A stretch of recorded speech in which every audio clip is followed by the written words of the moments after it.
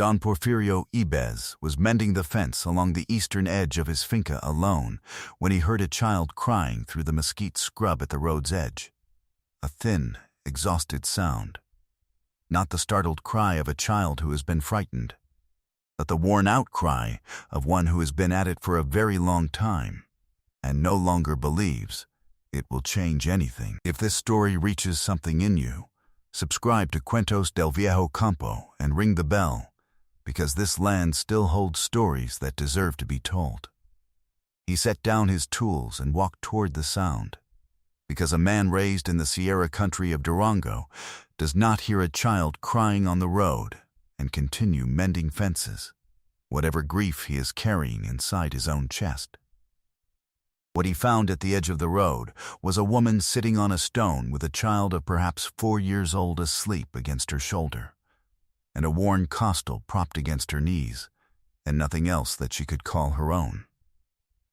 She was perhaps 35 or 40, the kind of age that grief and long walking compress into something ageless and hard to name, and she had a face that had once been composed and was working very hard to be composed again, and dark circles beneath her eyes that told of a night, or more than one night, spent without shelter. Over the sleeping child she had spread a cobija remendada, a blanket patched in so many places and with so many different fabrics that it had become, across the years of its mending, a kind of quiet record of every difficulty it had been asked to outlast, and she held its edges closed against the morning cold with both hands. "Water," she said when she saw him. She did not ask it as a request. She said it the way a person names a thing they can no longer negotiate around, as plain and factual as giving a direction. Don Porfirio Ibez looked at her for a moment without speaking, and then he said, "Come to the house." She hesitated, the hesitation of a woman who has learned, through specific and instructive experience, that accepting an offered hand is not always safer than refusing it, and who has learned to read that difference as quickly and carefully as other people read weather. "Just water," she said. "And whatever is on the stove," he said. "Come." Her name was Soledad Fuentes, and she had come from a town called San Esteban, 2 days' walk to the north, where she had lived with her husband until 6 weeks ago, when her husband died of a fever that a doctor, arriving too late, said could have been treated if anyone had summoned him sooner, which no one had done. Because by the time the fever peaked, her husband's family had already decided, in the quiet, accountable way of families making financial calculations in the face of illness, that the treatment was too expensive and the outcome too uncertain, and that their money was needed for other things. She said this at the kitchen table of the finca, while her daughter, the child's name was Amparito, 4 years old, awake now and eating tortillas with the concentrated gravity of a small person who has not eaten recently, sat beside her and examined the kitchen with wide, assessing eyes. After her husband died, the in-laws had given her 1 week. 1 week to leave the house that had been her husband's family's house, in which she had lived for 9 years and which contained, she said carefully, almost nothing that had ever been truly hers. She had taken the cobija, her mother's cobija, the one she had brought from her own home when she married, and the coastal, and Amparito and she had walked south, because south was the direction her mother had once said held a cousin with land, though the cousin's name she could no longer remember clearly, and the town she was uncertain of, and the direction was, in the end, all she had to go on. Don Porfirio listened to all of it without interrupting.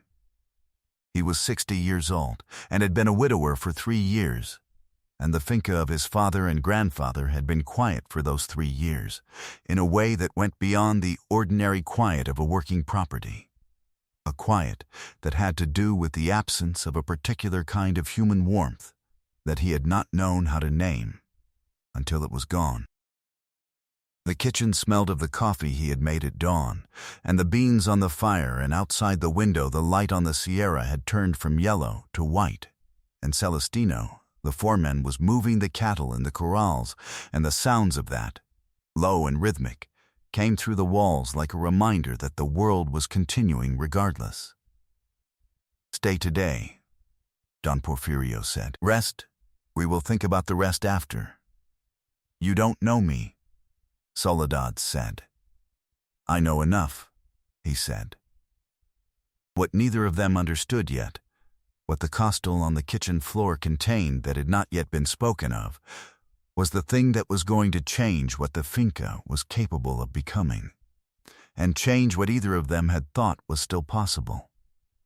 She stayed the day and then the night, in the room that had been the housekeeper's room before the housekeeper left 2 years ago, and that had stood empty since, with its single window looking out toward the eastern barranca. The child on the cot beside her and the cobija spread over both of them the way it had been spread over the road, and over 3 weeks of not knowing where they would sleep next. Don Porfirio gave them the room without deliberation, as if it were obvious, which to him it was. He told Celestino in the morning.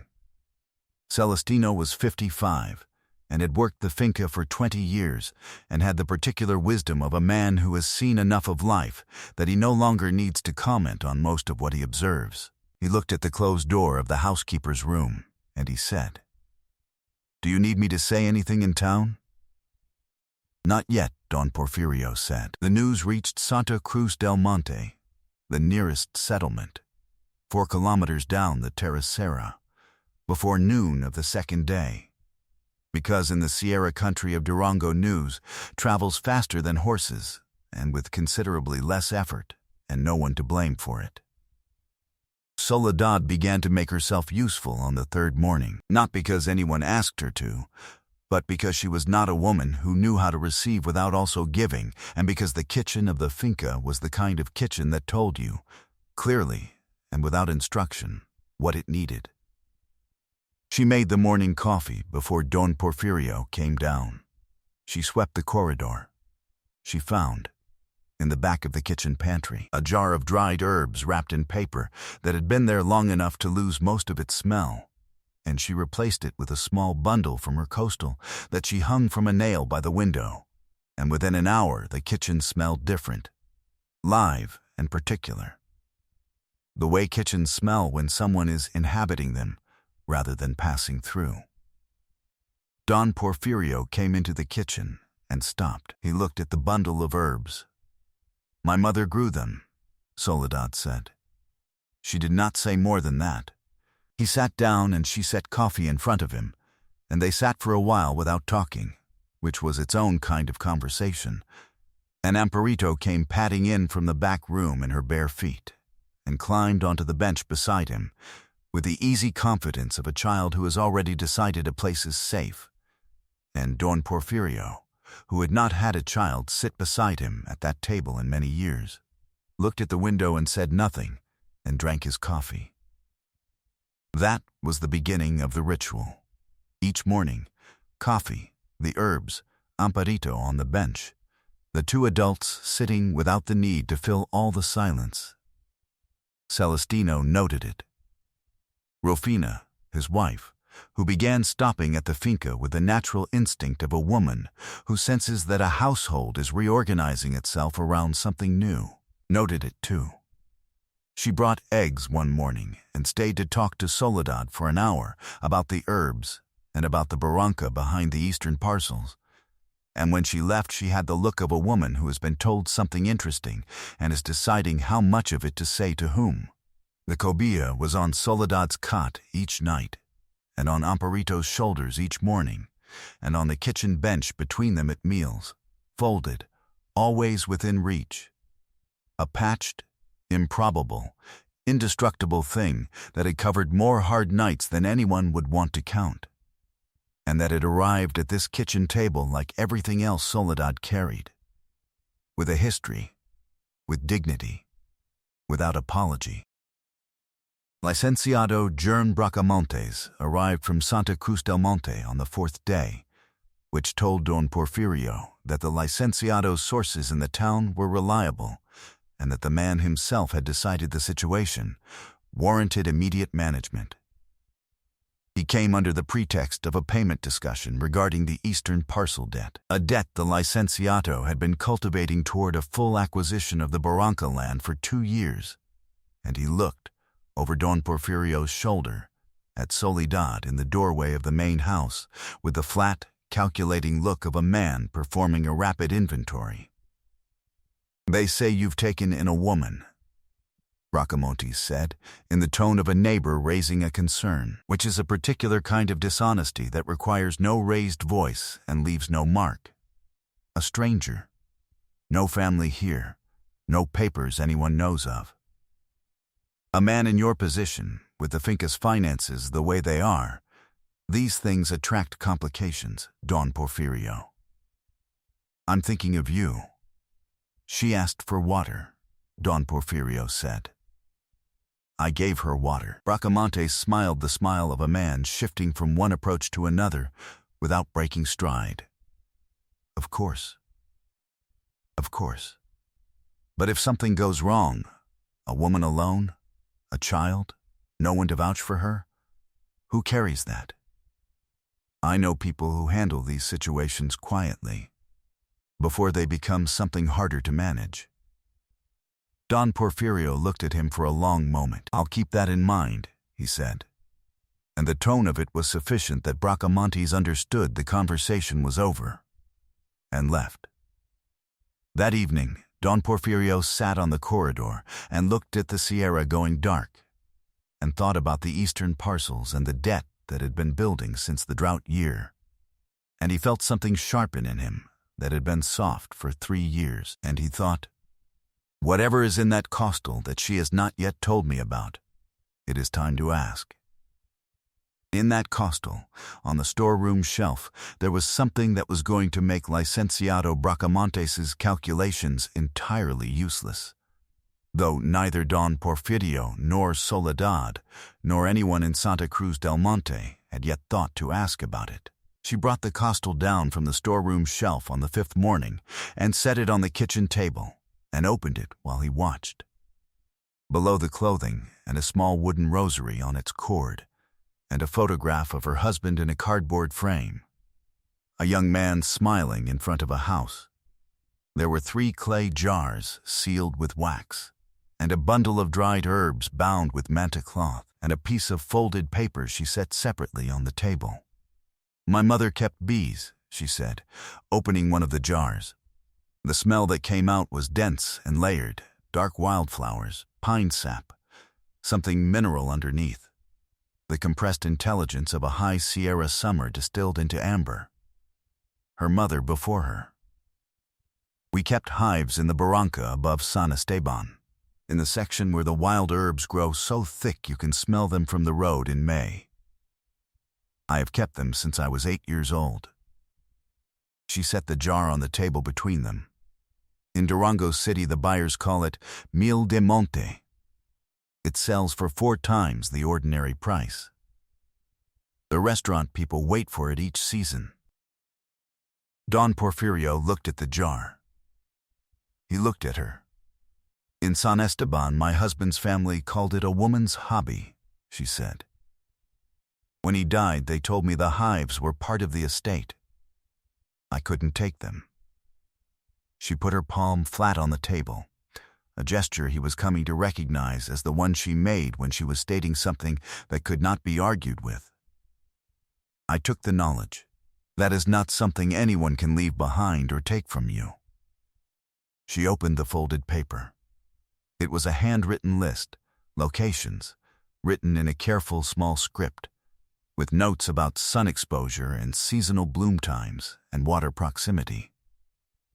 She had walked through the barranca above the finca's eastern parcels on the 2nd day of her journey, she told him, and she had seen what grew there, and she had known, immediately, and with the certainty of a woman who had been reading that terrain since childhood, what it meant.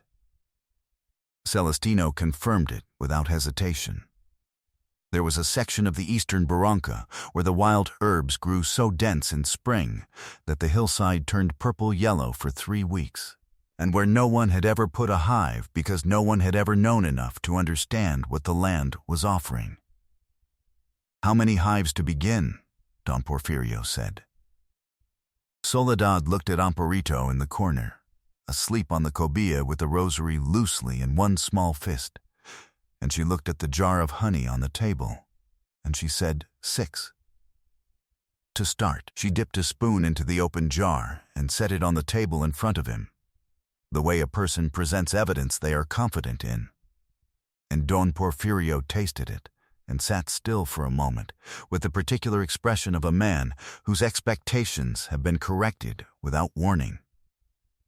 It was not sweet the way ordinary honey is sweet. It was something more complicated, layered, carrying the pine resin and the wild thyme and something else underneath that he could not name, but that tasted, he thought, like altitude. Like the Sierra itself had been rendered into something a person could hold on a spoon. The restaurants in Durango City, Celestino said quietly, they charge more for food that tastes like somewhere specific. Like it came from one place and no other. He looked at the jar.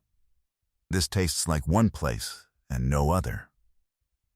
Soledad told them then about the hive construction, the cedar boxes, the thickness of the wood, the direction the entrance should face in the barranca to catch the morning warmth without the full afternoon heat, the distance between hives and the water source, the timing of the first inspection after placement. She did not consult notes.